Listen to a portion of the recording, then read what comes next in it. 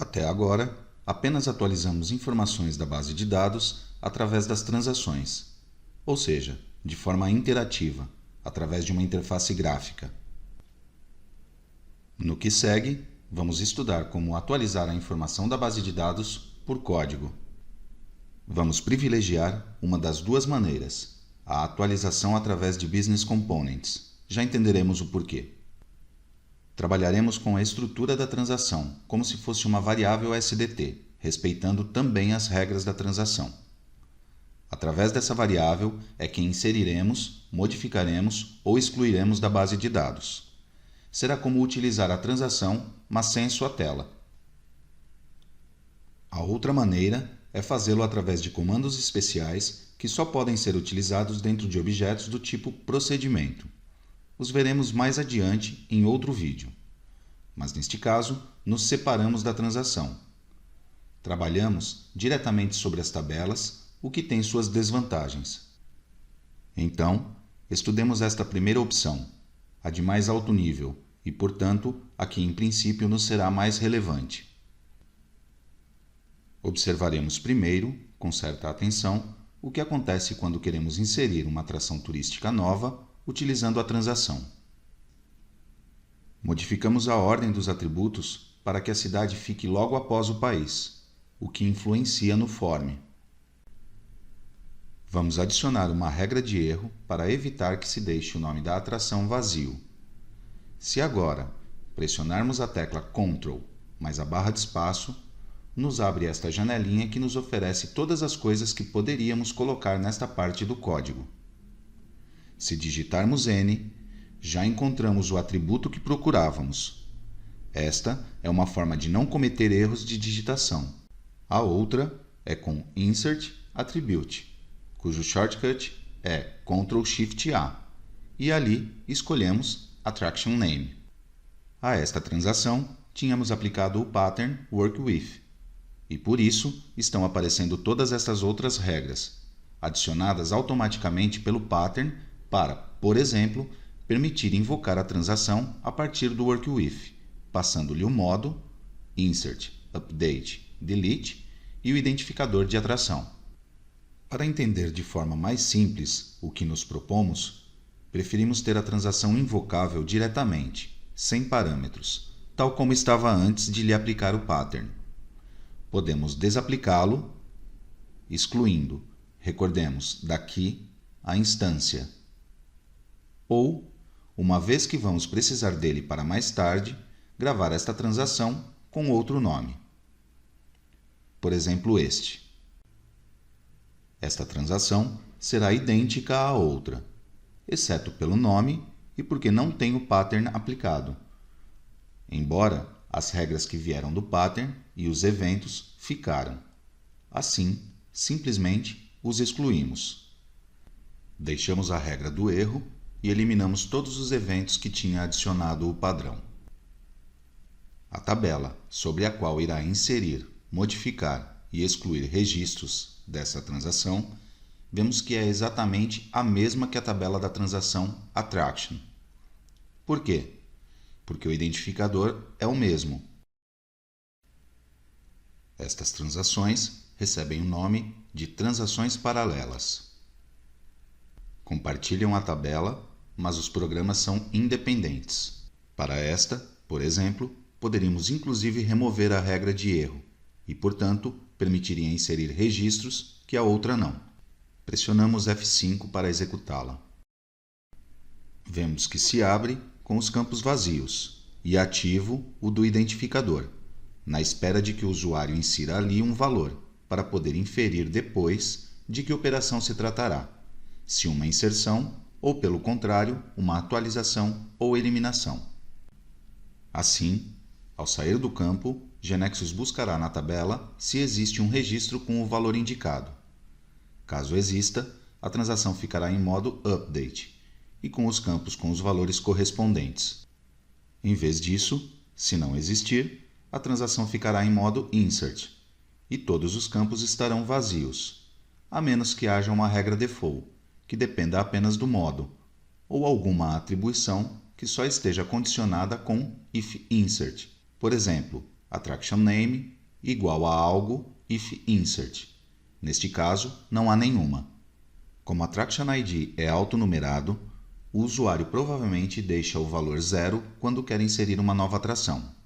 A transação, então, ficará em modo insert. Se sai agora do campo seguinte, attraction name, sem inserir um valor, será exibida uma mensagem de erro pela regra que tínhamos programada. Mas mesmo assim, nos permite continuar inserindo os outros, pois de qualquer forma, ao confirmar, não nos permitirá gravar, continuará nos mostrando a mensagem.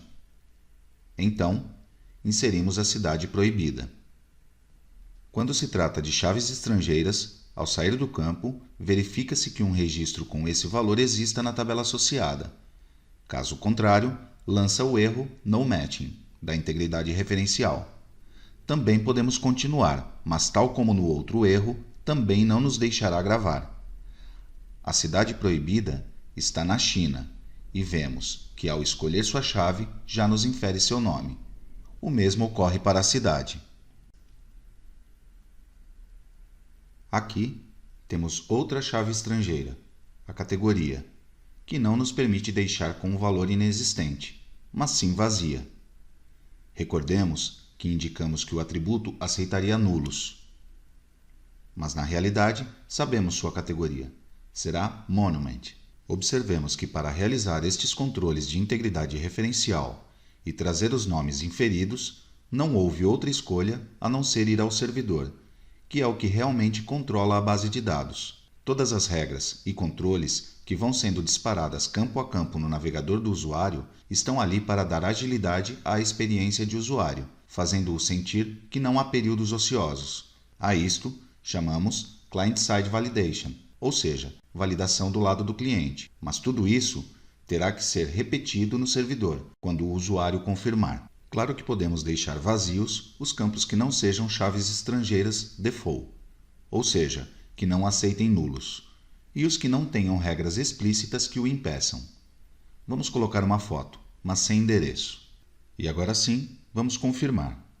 Nos informa que a inserção foi realizada com sucesso. Mas o que aconteceu por trás?